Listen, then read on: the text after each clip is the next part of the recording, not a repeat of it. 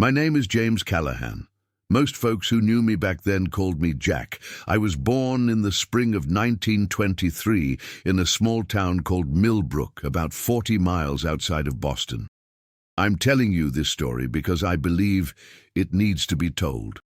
Not for glory, not for recognition, but because the young men and women of today deserve to know what we went through, and more importantly, what war truly does to a man's soul. My first fight against the Germans changed who I was. Those words carry more weight than you could possibly imagine unless you've lived through something similar. I went into that battle as a 20-year-old kid from Massachusetts who thought he understood the world. I came out of it as something else entirely. Something harder, something broken in places that would never fully heal. But also something more complete, if that makes any sense at all. Before I continue with this story, I want to ask you something. If you find value in what I'm sharing, if these memories mean something to you, please take a moment to hit that like button and subscribe to this channel. These stories need to be preserved, and your support helps make that possible. Now let me take you back to where it all began. I enlisted in the United States Army in the summer of 1942. I was 19 years old, full of patriotic fire after Pearl Harbor, convinced that I was going to help save the world from tyranny. My mother cried when I told her. My father, a veteran of the Great War himself, simply nodded and shook my hand. He knew what I was walking into, even if I didn't. He had seen the horrors of the trenches in France, had watched his friends die in the mud and the gas, but he also understood that some things were worth fighting for, worth dying for if necessary. Basic training at Fort Benning, Georgia, was the first real test of my resolve. The Georgia heat in August was oppressive, suffocating, nothing like the cool Massachusetts summers I was accustomed to. The humidity wrapped around you like a wet blanket, making every breath feel like you were drowning in warm air. We would wake at 4:30 in the morning, and by 6, our uniforms were already soaked through with sweat. Sergeant Morrison, our drill instructor, was a career soldier who had seen action in the Pacific already. He walked with a slight limp, a souvenir from Guadalcanal, though he never talked about how he got it. He was a hard man with a voice like gravel and eyes that seemed to look right through you, the kind of man who could make you feel like a fool with a single glance. "You boys think you're soldiers," he would bark at us during those endless drills. "You ain't soldiers yet. You're just bodies in uniforms. War will make you soldiers, or war will make you corpses. That's the only two options you got." We ran until we vomited. We did push-ups until our arms gave out. We crawled through mud and barbed wire while live ammunition cracked overhead. And through it all, Sergeant Morrison watched us with those cold, evaluating eyes, looking for weakness, looking for the men who would break. Some did break. I watched young men from all walks of life, tough farm boys and city kids alike, reach their limits and wash out. There was no shame in it, I learned later. Not everyone is cut out for combat, and recognizing that before you get someone killed is a kind of wisdom. But at the time, watching them leave felt like watching men fail some essential test of manhood. I remember thinking Sergeant Morrison was being dramatic. I remember thinking I was different, that I was ready. I was wrong on both counts. Our unit shipped out to England in the fall of 1943. We were part of the massive build-up for what everyone knew was coming, the invasion of Europe. We trained in the English countryside, practiced amphibious landings on cold, grey beaches that reminded me of the Massachusetts coast. The water was always freezing, the waves always higher than we expected, and the instructors always pushing us harder than we thought we could go. The English people were kind to us, despite the hardships they had endured. London still bore the scars of the Blitz, buildings reduced to rubble, gaps in streets where homes and businesses had once stood. Yet the people carried on with a quiet determination that I found inspiring. They opened their homes, shared their rationed food, and treated us like liberators, even though we hadn't liberated anything yet. There was a pub near our barracks, a little place called the Crown and Anchor, run by a widow named Mrs. Pemberton, whose husband had been killed at Dunkirk. She kept a photograph of him behind the bar, a young man in uniform who would never grow old. She never talked about him, but sometimes I caught her looking at that photograph with an expression that broke my heart. We would gather in that pub on our rare evenings off, American boys far from home, drinking warm English beer and trying to forget what was coming. Mrs. Pemberton listened to our stories about home, about the girls we'd left behind, about our dreams for after the war. She treated us like sons, I think, because we reminded her of the ones she never had the chance to raise. I made friends during those months. Real friends, the kind you make when you know you might die together. There was Tommy O'Brien from Chicago, a fast-talking Irish kid with a gift for finding trouble, and an even greater gift for talking his way out of it. There was Samuel Washington, a quiet man from Alabama who could shoot a rifle better than anyone I'd ever seen. There was Heinrich Müller, believe it or not, a German-American from Wisconsin whose parents had immigrated before the First War. He caught a lot of grief for his name, but he was as American as any of us. And then there was Edward Harrison, who we all called Eddie. He was from a wealthy family in Connecticut, educated at Yale before the war, and he had every reason to avoid combat. But he enlisted anyway, turned down an officer's commission, and insisted on serving as a regular infantryman. He said he wanted to earn his place, not have it given to him. Eddie became my closest friend. We would talk for hours about what we would do after the war, about the lives we wanted to build, about the women we would marry and the children we would raise. The invasion came on June 6, 1944, D-Day. I wasn't in the first wave at Normandy. Our unit came in on the second day, after the beaches had been secured at tremendous cost. Even so, what I saw when we landed shook me to my core. The sand was still stained with blood, darker patches that the tide hadn't fully washed away. The wreckage of landing craft littered the waterline, twisted metal monuments to the violence that had occurred just hours before. Bodies were being collected and laid out in rows, covered with whatever could be found. Blankets and tarps and sometimes just sand.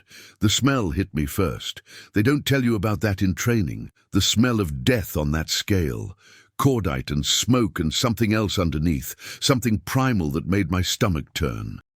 Some of the men around me were sick over the sides of our landing craft. No one judged them for it.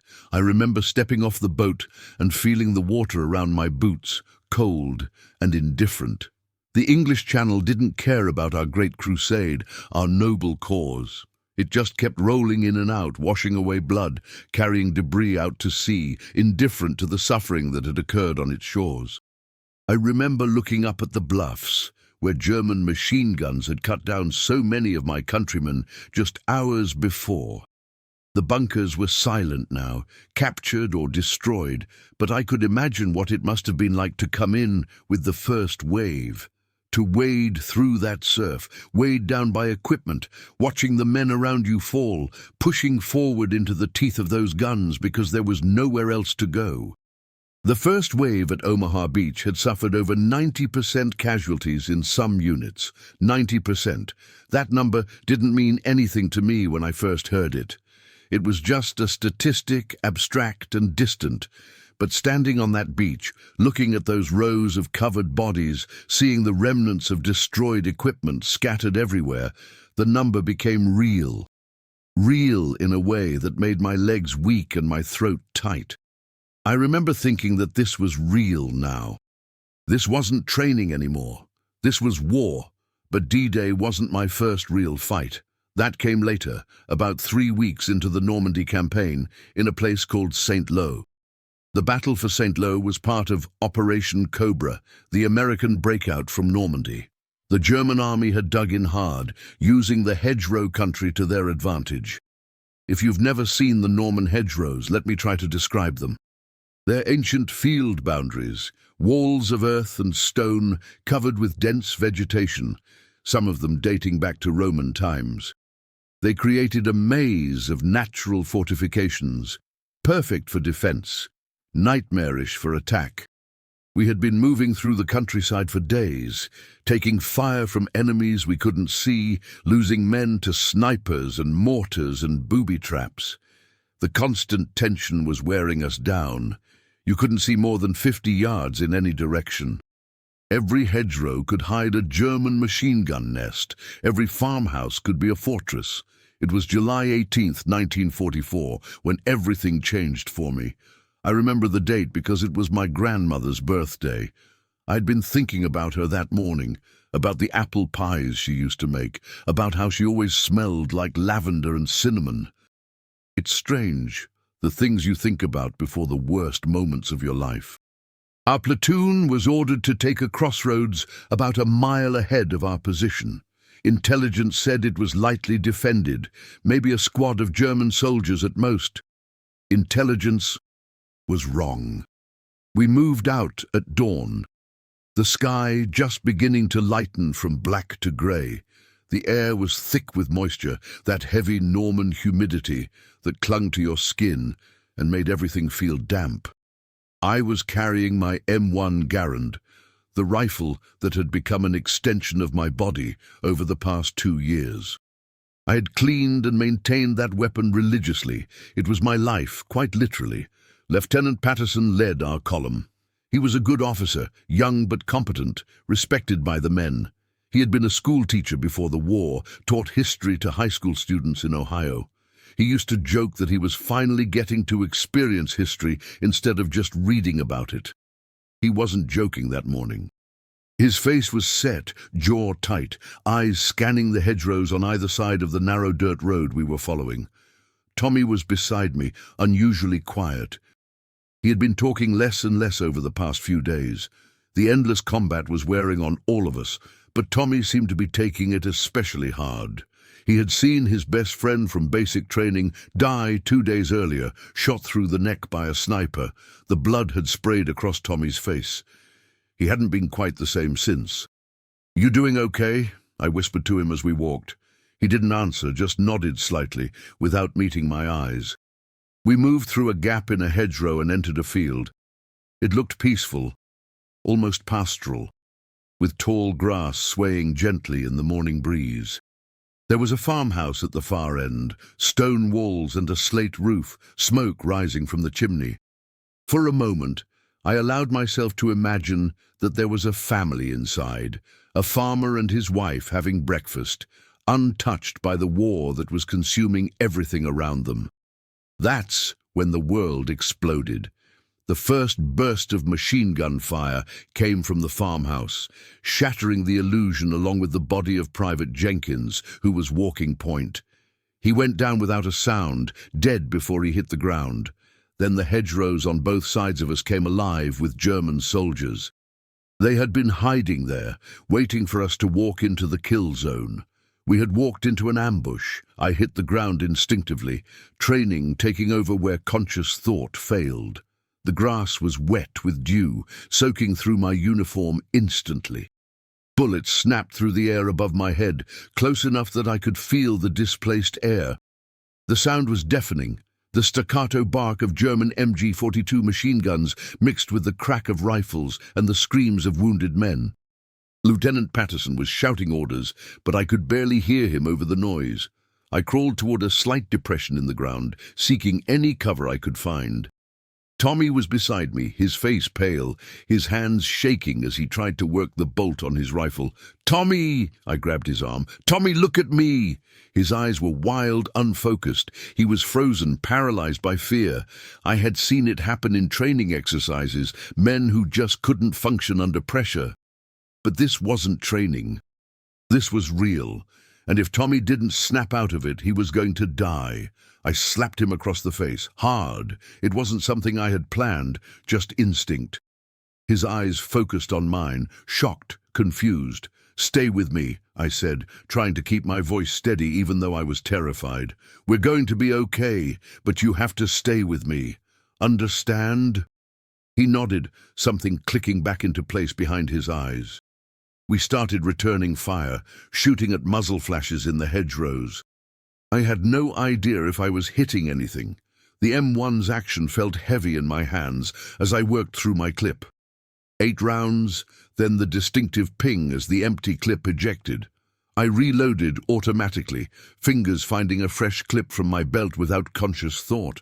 Eddie appeared beside us, crawling through the grass. His helmet was gone, a shallow cut bleeding across his forehead.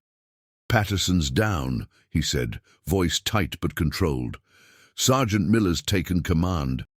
We're pulling back to that hedgerow behind us. We can't just leave," I said. "The wounded, we're not leaving anyone, just repositioning. Come on." We started moving backward, staying as low as possible. I could see other men doing the same, a desperate, coordinated retreat from the killing field we had stumbled into. Samuel Washington was providing covering fire, his rifle cracking steadily, methodically. Later, I would learn that he had killed 7 Germans during that retreat. At the time, all I knew was that his fire was keeping the enemy's heads down long enough for us to move. Something hit me. That's the only way I can describe it. A hammer blow to my left shoulder that spun me around and dropped me to the ground. For a moment, there was no pain, just a strange numbness and the warmth of blood soaking through my uniform. Then the pain came, white-hot and overwhelming, and I heard myself screaming, "Jack!" Tommy's face appeared above me. "Jack, you're hit!" "No kidding," I managed to say through gritted teeth. The humor was automatic, a defense mechanism against the terror that was threatening to overwhelm me. Tommy grabbed my webbing and started dragging me backward. I tried to help, pushing with my legs, but every movement sent fresh waves of agony through my shoulder. The world started to go grey around the edges. "Stay awake, Jack. Don't you dare pass out on me." I focused on Tommy's voice, used it as an anchor to keep myself conscious. We reached the hedgerow somehow, tumbled through a gap into relative safety. A medic appeared, young face grim with determination, as he cut away my uniform to get at the wound. "Through and through," he said after examining my shoulder. "Missed the bone. You're lucky." I didn't feel lucky. I felt like I was dying. The medic packed the wound with sulfur powder and wrapped it tight, then gave me a morphine shot that turned the searing pain into a dull, distant throb. The world took on a hazy quality, sounds becoming muffled, edges becoming soft. But I couldn't rest. The fight wasn't over. From our new position behind the hedgerow, I could see the farmhouse where the machine gun was still firing, pinning down part of our unit in the open field. Several of our men were lying motionless in the grass. Others were wounded, crying out for help that couldn't reach them. Every time someone tried to move toward them, the machine gun opened up. Sergeant Miller crawled over to where Eddie, Tommy, and I were positioned. He was a career soldier, pushing 40, with a face that looked like it had been carved from weathered oak. He had seen action in North Africa and Sicily before Normandy, and nothing seemed to rattle him. "Callahan, how bad are you hit?" "I can still fight," I said, though I wasn't sure if it was true. He looked at me for a long moment, evaluating. "All right, we need to take out that machine gun. Eddie, you think you can get a squad around to the left flank?" Eddie nodded. "I think so. There's a drainage ditch that runs toward the farmhouse. We can use it for cover." "Do it. Tommy, you go with him. Jack, you stay here and provide covering fire. When you hear Eddie's grenades go off, everyone pushes forward. Understood?" We all nodded. Eddie gathered 5 other men, and they disappeared into the hedgerow, moving toward the drainage ditch. Tommy went with them, giving me a look before he left that I'll never forget. It was fear and determination and something else, something like gratitude. I think he was thanking me for bringing him back from the edge of panic earlier. Or maybe he was saying goodbye. In war, sometimes those two things are the same. The next few minutes were the longest of my life. I lay behind that hedgerow, wounded, shoulder throbbing despite the morphine, rifle propped on the earthen wall, waiting. The machine gun kept firing in short bursts, controlled, disciplined. The Germans were professionals, conserving ammunition, keeping us pinned without wasting rounds. I thought about my mother, about how she would receive the telegram if I died here. "We regret to inform you that your son, Private James Callahan." I thought about my father, about whether he would understand. I thought about my grandmother's apple pies and the way the autumn leaves looked falling on the streets of Millbrook. I thought about all the life I hadn't lived yet, all the experiences I would never have. And then I heard the grenades. 2 explosions in quick succession, followed by the distinctive bark of American rifles. The machine gun fell silent. "Forward!" Sergeant Miller's voice cut through the chaos. "Move! Move!" I pushed myself to my feet, ignoring the protest from my shoulder, and started running toward the farmhouse. Around me, the rest of the platoon was doing the same, a ragged line of men charging across the field where so many of our friends had fallen. The Germans in the hedgerows started falling back, their ambush broken. Some of them stood to fight and died where they stood. Others ran and were cut down by our fire. It wasn't glorious. It wasn't heroic. It was brutal and ugly and necessary. I reached the farmhouse and found Eddie standing over the destroyed machine gun nest.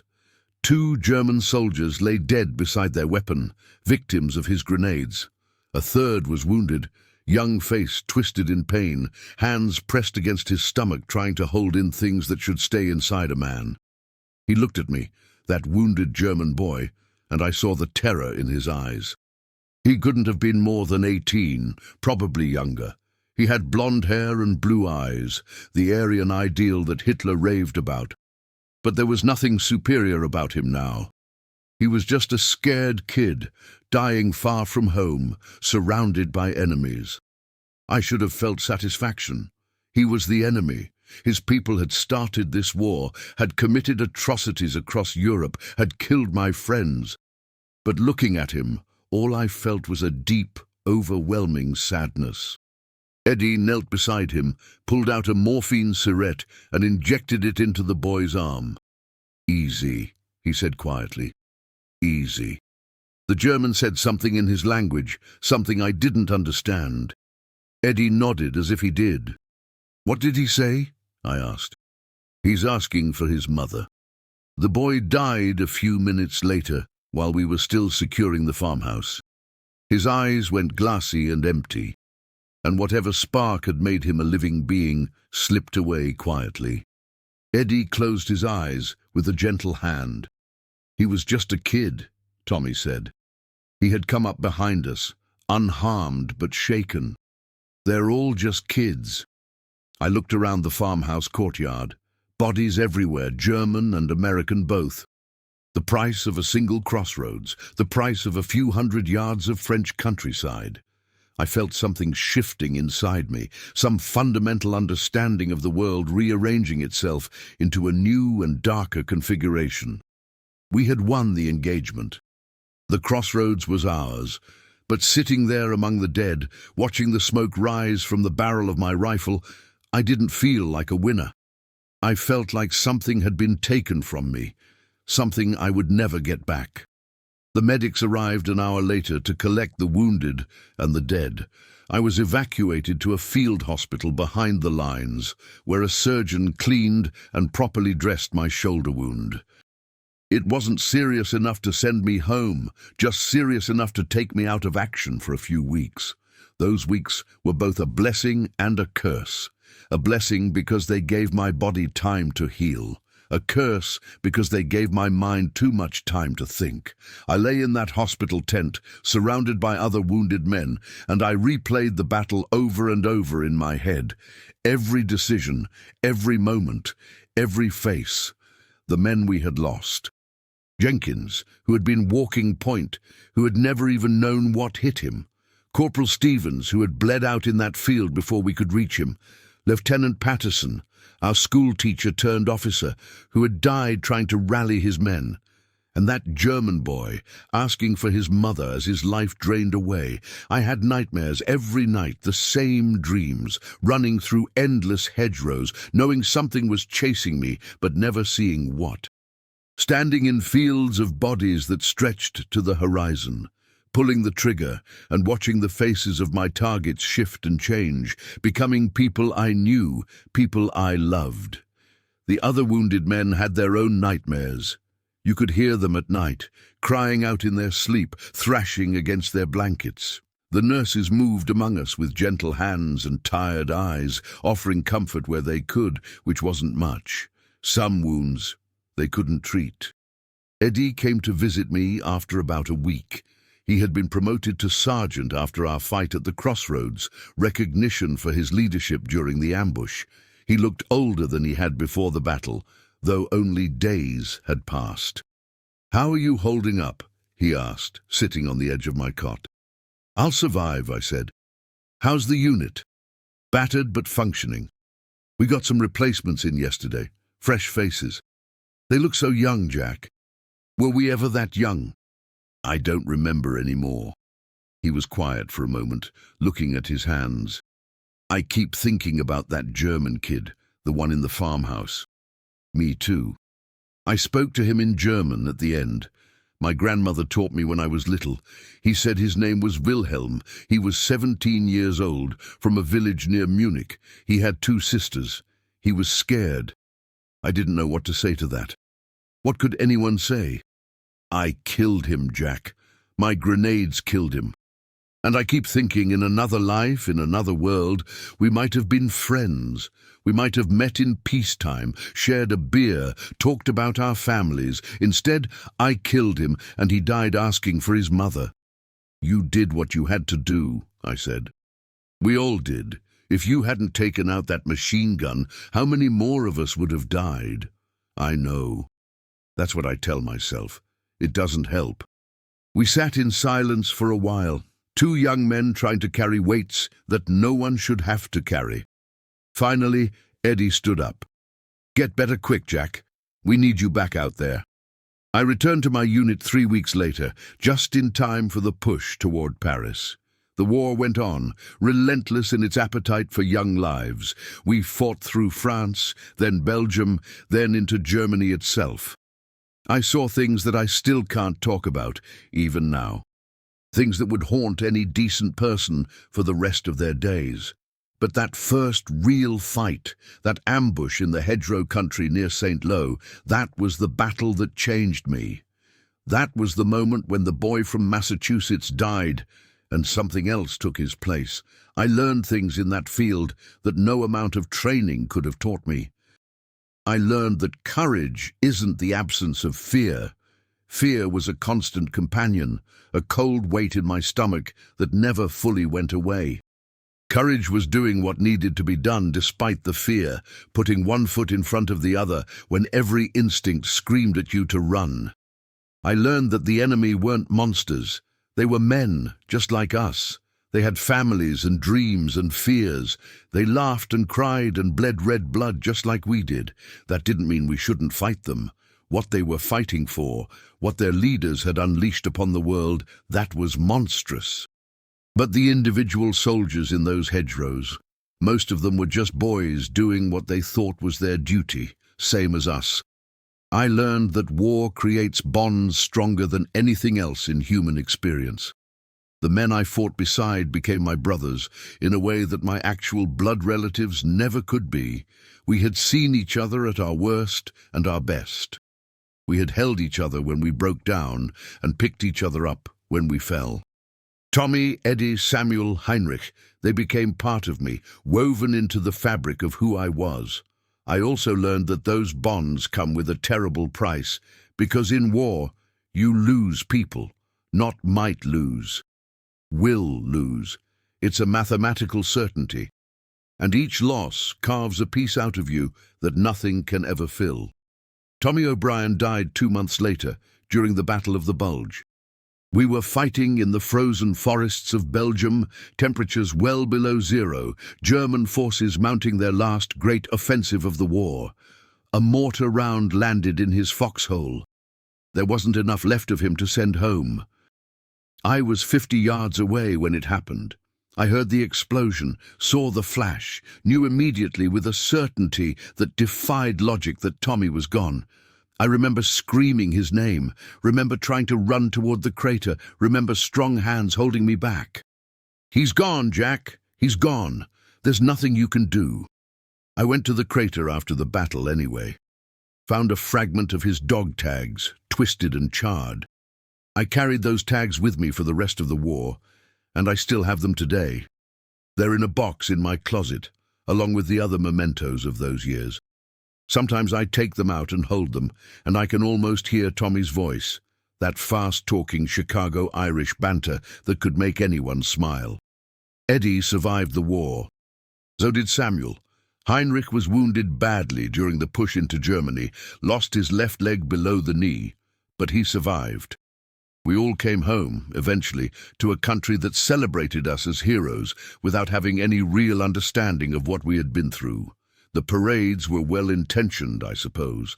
The speeches about sacrifice and duty and the American way, but they rang hollow to those of us who had been there. We knew what sacrifice really meant. We had buried our friends in foreign soil, held them as they died, written letters to their families, trying to explain the unexplainable. I came back to Millbrook in the summer of 1945, a 22-year-old man with an old man's eyes. My mother cried when she saw me, happy tears and sad tears mixed together. My father shook my hand, then pulled me into an embrace, something he had never done before in my life. "You made it," he said quietly. "You made it home." But I hadn't made it home, not really.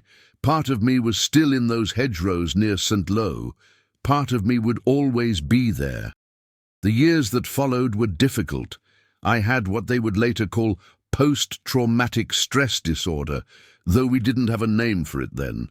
We just called it being jumpy or having bad nerves. I had nightmares almost every night for the first few years. Loud noises made me drop to the ground. I couldn't watch fireworks or anything else that sounded like gunfire. I struggled to hold down jobs. I struggled to maintain relationships. I pushed away everyone who tried to get close to me because I was terrified of losing them the way I had lost Tommy and so many others. But slowly, with time and effort and the support of people who refused to give up on me, I started to heal. Not completely, never completely, but enough to build a life. I married a wonderful woman named Dorothy in 1950. She was a nurse who had served in army field hospitals during the war, one of the few people who could understand at least some of what I had experienced. She had patience with my bad nights and my sudden silences. She gave me 2 children, a son and a daughter, who gave me grandchildren, who gave me great-grandchildren. I became a high school history teacher, like Lieutenant Patterson had been before the war. I taught for 35 years, and I tried to give my students an honest picture of what war really is. Not the glorified version from the movies, not the sanitized version from the textbooks. The real thing, with all its horror and heroism mixed together, inseparable. Some of my former students have told me that my classes changed their lives, helped them understand their veteran fathers or grandfathers, gave them a perspective on conflict that they couldn't have gotten anywhere else.